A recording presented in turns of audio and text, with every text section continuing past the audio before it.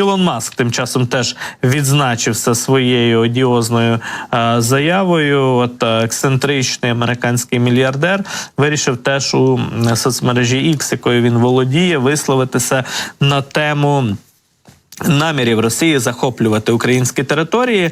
Маск вважає, висловив свою впевненість, що Путін не відступить від своїх агресивних планів, поки не захопить Запоріжжя, Херсон, Одесу та інші області, які задекларовані в російській так званій Конституції як територія Росії.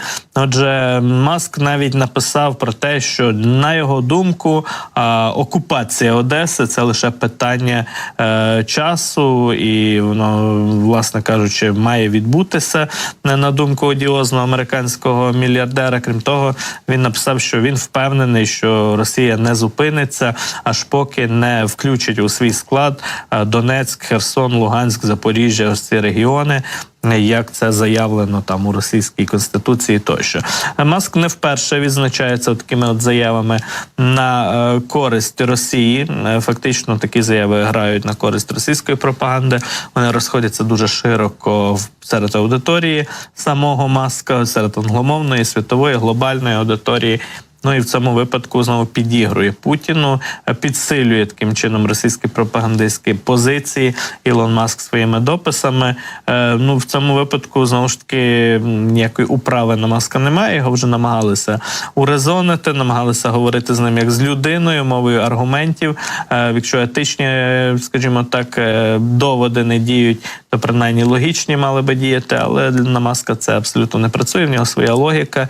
І знову ж таки, наприклад, пропозицію відвідати Україну, запрошення відвідати Україну, які лунали на найвищому рівні, Маск наразі ігнорує, відхиляє, продовжує свою таку шкідливу риторику, підігруючи насправді росіянам. Ну, згодом, я думаю, ми розгадаємо цю таємницю, чому у Маска саме такі настрої, позиції. Тут не тільки бажання виділитися, виглядати ексцентрично чи привертати увагу публіки. За цим може стояти щось більше.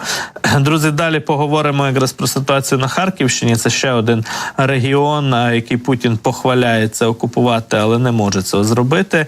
Українські війська, українські сили оборони стримують ворога на Куп'янщині наразі, де відбуваються постійні бої. Ну, а Росія тим часом постійно обстрілює ракетами і бомбардує Харківську область, міста, до яких не може Путін фізично дотягнутися. От він намагається із повітря атакувати. І вчора, як ми знаємо, Золочів, місто на Харківщині, опинилося під бомбардуванням росіян. Ми про це вже трохи говорили. Там, на жаль, і люди загинули. Про ситуацію в регіоні, в самому Харкові і в області говоримо далі із Анною Черненко, нашою колегою, кореспонденткою з Харкова. Аню, вітаю тебе. Доброго ранку. Радий бачити і чути. Слава Україні. Героям слава, доброго ранку. І дійсно, от хочу почати з нашої минулої доби, з оперативної ситуації, бо маємо от станом на зараз, після доби такі цифри. У нас, на жаль, аж 4 людей, які загинули, і 1,5 десятка поранених. Це наслідок тих російських обстрілів, які були протягом вчорашнього дня, протягом сьогоднішньої ночі. На жаль, мусимо починати саме з цього, з найважливішого. Трошки деталей про ці обстріли.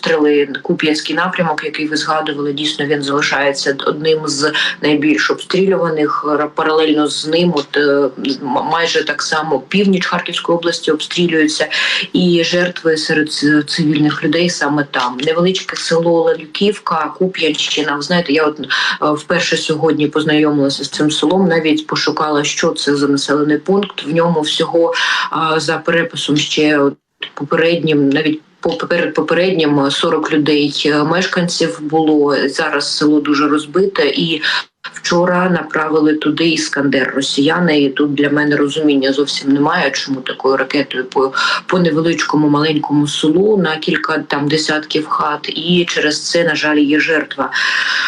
Жінка 67 років, вона була поранена, її встигли довести до лікарні, але, на жаль, травми були дуже серйозні, і вона померла в лікарні. І другий населений пункт, це вже Липці, це північ Харківської області.